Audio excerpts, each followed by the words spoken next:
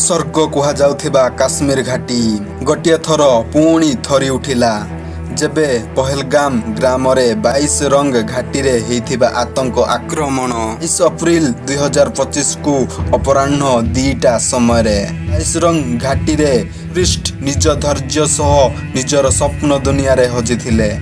ସବୁଆଡ଼େ ସୁନସାନ ଥିଲା।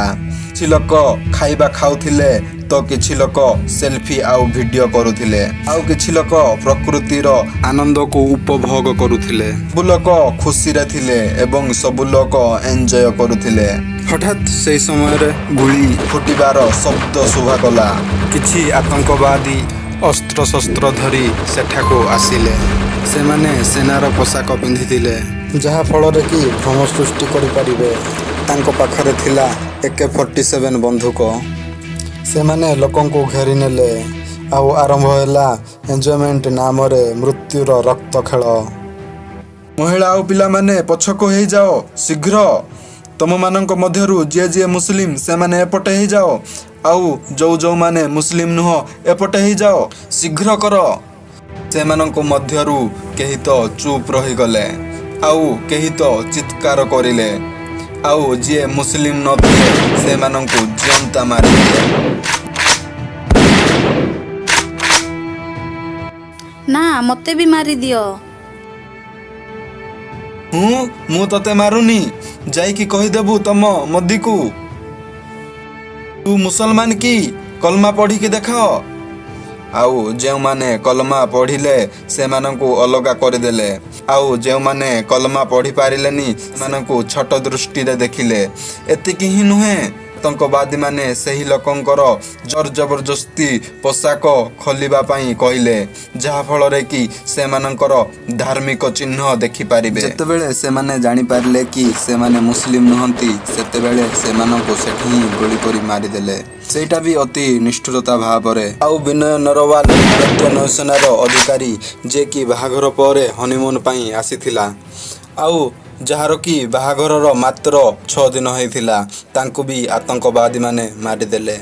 ଆଉ ମଧ୍ୟପ୍ରଦେଶର ସୁଶୀଲ ନେଥିନିୟଲ, ଜଣେ ଇସ୍ରାଏଲ ନାଗରିକ, ଯିଏକି କଲମା ପଢ଼ିପାରିଲାନି, ତାଙ୍କୁ ବି ଆତଙ୍କବାଦୀମାନେ ଗୁଳି କରି ମାରିଦେଲେ। ଆଉ ଚନ୍ଦ୍ରମଲ୍ଲୀ, ଯିଏକି ଆନ୍ଧ୍ରପ୍ରଦେଶର ଥିଲା, ତାର ସ୍ତ୍ରୀ କହିଛି କି ନିଜ ଧର୍ମ ବିଷୟରେ ପଚରାଉଚରା କରୁଥିଲେ, ଆଉ ଜବାବ ନ ମିଳୁଥିବାରୁ ଗୁଳି ମାରି ଦେଉଥିଲେ।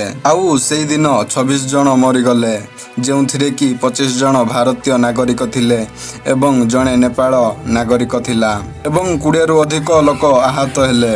କିନ୍ତୁ ଏହି ଆତଙ୍କବାଦୀମାନେ ଏଭଳି କଳଙ୍କ କରିଛନ୍ତି, ସେଠି ଆମର 2 କାଶ୍ମୀର ମୁସଲମାନ ଭାଇ ସୈୟଦ ଓଦିଲ ହୁସୈନ ଶାହା ଏବଂ ତାଙ୍କ ଭାଇ ନଜାକାତ ଶାହା ନିଜ ଜୀବନକୁ ଭୟ ନ କରି କିଛି ଲୋକଙ୍କୁ ଆତଙ୍କବାଦୀ ଠାରୁ ମୁକୁଳାଇ ଆଣିଲେ, ଆଉ କିଛି ଲୋକଙ୍କୁ ବଞ୍ଚାଇବା ଉଦ୍ଦେଶ୍ୟରେ ସୈୟଦ ଆଦିଲ ଆତଙ୍କବାଦୀର ଗହଳିରେ ଶହୀଦ ହୋଇଗଲା।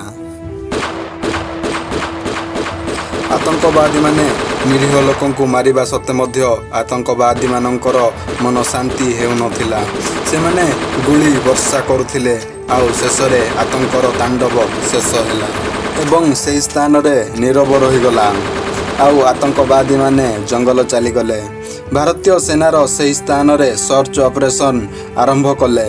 ସରକାର ପାକିସ୍ତାନ ଏଗନେଷ୍ଟରେ କଡ଼ା ପଦକ୍ଷେପ ନେଲେ। ଦୁନିଆ ପୁଣି ଦେଖାଇଲା ଭାରତ ଆତଙ୍କ ଉପରେ ମୁଣ୍ଡ ତଳକୁ କରିପାରେ ନା। ପ୍ରଧାନମନ୍ତ୍ରୀ ନରେନ୍ଦ୍ର ମୋଦି ଏହି ଆକ୍ରମଣକୁ କଡ଼ା ନିନ୍ଦା କଲେ ଏବଂ ଦୋଷୀମାନଙ୍କୁ କଡ଼ା ଜବାବ ଦେବାର ଆଉ ମାଟିରେ ମିଶାଇବାର ସଂକଳ୍ପ ନେଲେ। ଏଇଟା ଯେଉଁ ଆଟାକ୍ ହେଇଛି, ଏଇଟା କେବଳ ହିନ୍ଦୁ ଆଉ ମୁସଲିମ ପାଇଁ ନୁହେଁ, ଏହା ହେଉଛି ଘୃଣାର ଆଟାକ୍। ଆପଣ ଯଦି ଘୃଣା କରୁଛନ୍ତି, ତେବେ କେବଳ ଆତଙ୍କବାଦୀଙ୍କୁ ହିଁ ଘୃଣା କରିବା ଦରକାର। ଏମାନଙ୍କ ମଧ୍ୟରୁ କେବଳ ହିନ୍ଦୁ ନୁହେଁ କି ମୁସଲିମ ନୁହେଁ, ଯେଉଁମାନେ କି ହିନ୍ଦୁ ଟୁରିଷ୍ଟମାନଙ୍କୁ ବଞ୍ଚାଇବା ପୂର୍ବରୁ ତାଙ୍କ ଧର୍ମ ବିଷୟରେ ପଚାରି ନଥିଲେ। ଏଇଟା ହେଉଛି ଟେରରିଷ୍ଟ ଆଟାକ୍, ଯାହା ଆମ୍ଭମାନଙ୍କୁ ଲଢ଼େଇ କରିବା ପାଇଁ ବହୁତ ବଡ଼ ଇଣ୍ଟରନ୍ୟାସନାଲ ଷଡ଼ଯନ୍ତ୍ର ଅଟେ। ସେଇଥିପାଇଁ ମୋର ଅନୁରୋଧ କେବଳ ଗୋଟିଏ ରିଲିଜିଅନକୁ ଟାର୍ଗେଟ କରନ୍ତୁ ନାହିଁ। ଗଡ୍ ବ୍ଲେସ୍ ୟୁ। ଯଦି ଏହି ଘଟଣା ଆପଣମାନଙ୍କୁ ବି ଆଘାତ ସୃଷ୍ଟି କରିଥାଏ ତେବେ ଏହି ଭିଡ଼ିଓକୁ ସେୟାର କର, ଯାହାଫଳରେ କି ଆତଙ୍କବାଦୀର ଚେହେରା ସମସ୍ତେ ଜାଣିପାରିବେ। ଯେଉଁମାନେ ଆତଙ୍କବାଦୀର ଚେହେରା ଦେଖିଲେ ଏବଂ ସେମାନେ ମିଡ଼ିଆ ଆଗରେ କହିଲେ ତାଙ୍କ ବେସିସ୍ରେ ଭିଡ଼ିଓ କ୍ରିଏଟ୍ କରାହେଇଛି। ଏହି ଭିଡ଼ିଓ ବନେଇବାର ଉଦ୍ଦେଶ୍ୟ ହେଉଛି ଆପଣଙ୍କ ନିକଟରେ ସତ୍ୟତାକୁ ଆଣିବା ପାଇଁ।